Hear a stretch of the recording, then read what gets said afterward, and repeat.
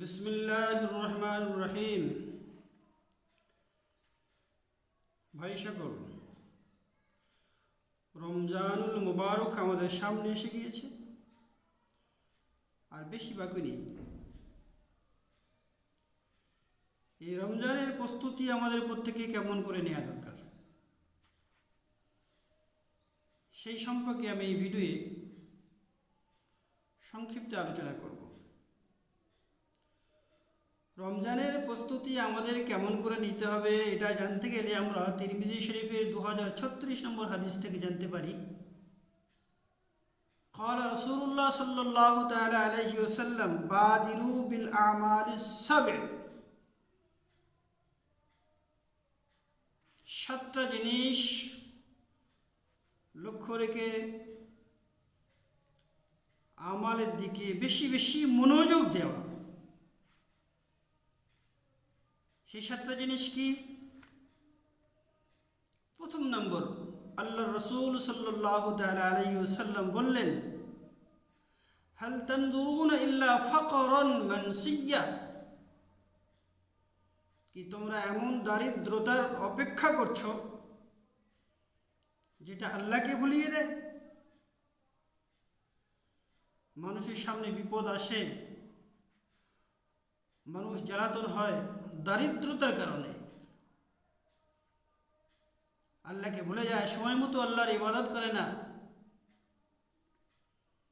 এই জন্য আল্লাহ নবী সাল্লাল্লাহু তাআলা আলাইহি ওয়াসাল্লাম বললেন, যখন তোমাদের সামনে এমন দারিদ্রতা নেই, তাহলে তোমরা আল্লাহর উপাসনা আরাধনা খুব মনোযোগ সহকারে করো, বেশি বেশি আমার দিকে মনোযোগ দাও। নম্বর 2, আও গিনান মুত্তাজিয়া।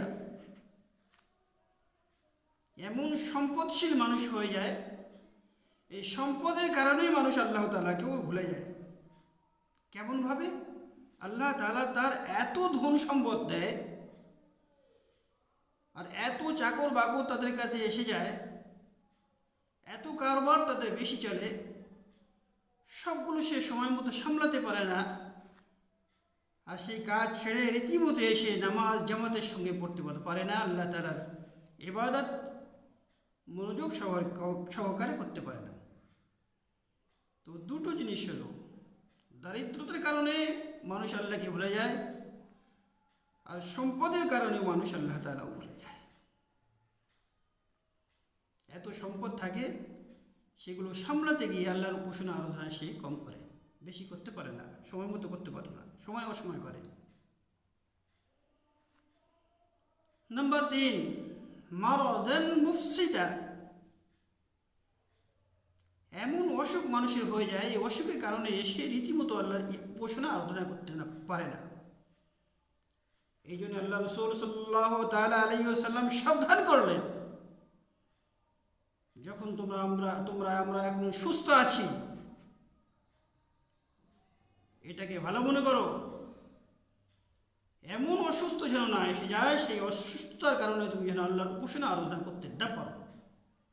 তো এখন যখন ভালো আছো, তো আল্লাহর উপাসনা আরাধনা করার জন্য বেশি মনোযোগ দাও, আর আল্লাহ তাআলার ইবাদত রীতিমতো করো, বেশি বেশি করো। নম্বর 4, হারামান মুনফিদা। বার্ধক্য।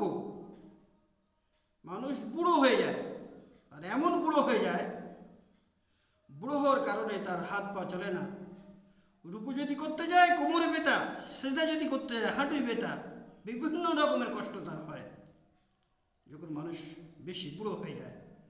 তো আল্লাহর নবী, আল্লাহর হাবিব উম্মতদেরকে বোঝালেন, এরকম অবস্থা আসার আগে আগে তুমি আল্লাহর ইবাদত খুব ভালোভাবে করো, মনোযোগ সহকারে করো। যখন এই অবস্থা আসবে, তুমি আল্লাহর ইবাদত রীতিমতো করতে পারবে না। নম্বর 5, মাউতান মুজমিজা। হঠাৎ মৃত্যু এসে যায়। মানুষ মনে করে এখন সুস্থ আছি, সবল আছি, শরীর ভালো আছে, পরে আল্লাহর ইবাদত করব, কিন্তু হঠাৎ মৃত্যু যখন এসে যায়, মানুষকে দুনিয়া ছেড়ে চলে যেতে হয়, করার কিচ্ছু থাকে না। তো আল্লাহর হাবিব বোঝালেন, আজকাল দেখো না, মানুষ চলতে যে ফিরতে কিচ্ছু নেই, হঠাৎ মানুষের মৃত্যু হয়ে যাচ্ছে। আল্লাহর হাবিব সাল্লাল্লাহু তাআলা আলাইহি সাল্লাম বললেন, আমার উম্মতগণ, তোমরা এটা ভালো করে মনে রেখো যে মৌত কখন আসবে, মৃত্যু কখন আসবে সেটা কেউ জানে না। এই মৃত্যু আসার আগে আগে আল্লাহর উপাসনা আরাধনা মনোযোগ সহকারে করো, রীতিমতো করো।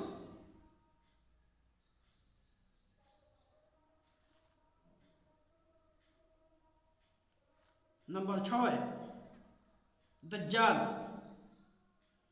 শাররু রাকিবিন মিন কাদা। যে সমস্ত জিনিস কিয়ামত পর্যন্ত আল্লাহ তাআলা সেগুলো ফয়সালা করে রেখেছে, সেই আগন্ত জিনিসের মধ্যে এই দাজ্জাল আসাটা সব থেকে ভয়ঙ্কর জিনিস। এই যে আল্লাহ নবী সাল্লাল্লাহু তাআলা আলাইহি সাল্লাম বললেন, দাজ্জাল এমন সাংঘাতিক হবে, তার একটা হাতে জান্নাত হবে আর একটা হাতে জাহান্নাম হবে। সে মানুষকে একসঙ্গে মেরে ফেলতে দেবে, সঙ্গে সঙ্গে মারার পরে তাকে জীবিত করে দেবে। এইরকম অবস্থা যখন মানুষের সামনে আসবে, অনেক মানুষ ঈমান হারিয়ে ফেলবে। কেন? যখন মানুষকে সঙ্গে মেরে ফেল দিচ্ছে, সঙ্গে সঙ্গে জীবিত করে দিচ্ছে। কিন্তু যারা প্রকৃতপক্ষে ঈমানদার হবে তারা ঈমান থেকে হটবে না। কেন? আল্লাহর নবী বলেছেন, একজন মানুষকে দাজ্জাল একবার মেরে ফেল দেবে, একবার জীবিত করবে, দ্বিতীয়বার সেই মানুষটাকে ফের মারতে পারবে না, ফের জীবিত করতে পারবে না। এই যে যারা প্রকৃতপক্ষে ঈমানদার হবে তারা বলবে, আমি বুঝতে পেরেছি তুই দাজ্জাল। কে আমার নবী বলেছে যে দাজ্জাল একজন মানুষকে একবার মেরে ফেলবে, একবার জীবিত করবে, দ্বিতীয়বার সেই মানুষকে মারতে পারবে না, জীবিত করতে পারবে না। তুই যদি ওয়াকেই খোদা হইস, তুই যদি সত্যিকারই খোদা হোস, তো আমাকে দ্বিতীয়বার মেরে দে, দ্বিতীয়বার জীবিত করে দেখা। দাজ্জাল পারবে না। তো বাহারে এটা সাংঘাতিক একটা পরীক্ষা থাকবে। এই জন্য দাজ্জাল আসার আগে আগে আল্লাহর হাবিব নিজের উম্মতিদের বোঝালেন, ও আমার উম্মতিগণ, এই দাজ্জাল আসার আগে আগে তুমি আল্লাহর উপাসনা আরাধনা ভালো করে করে নাও। নম্বর 7, কিয়ামত। আল্লাহর হাবিব সাল্লাল্লাহু আলাইহি ওয়াসাল্লাম উম্মতদেরকে বোঝালেন, কিয়ামত আসবে তো হঠাৎ আসবে, কেউ জানতে পারে না কিয়ামত কখন আসবে। কিয়ামত যখন সংগঠিত হবে, কোনো একজন মানুষ যদি একবার সুবহানাল্লাহ পড়ে, সে গ্রহণযোগ্য হবে না আল্লাহ তারপরে। এই যে আল্লাহর হাবিব সাল্লাল্লাহু তাআলা আলাইহি ওয়াসাল্লাম সকলকে সাবধান করে দিলেন যে কিয়ামত আসার আগে আগে তুমি আল্লাহ তাআলার ইবাদত বেশি বেশি করে নাও, আল্লাহর ইবাদত মনোযোগ সহকারে করো।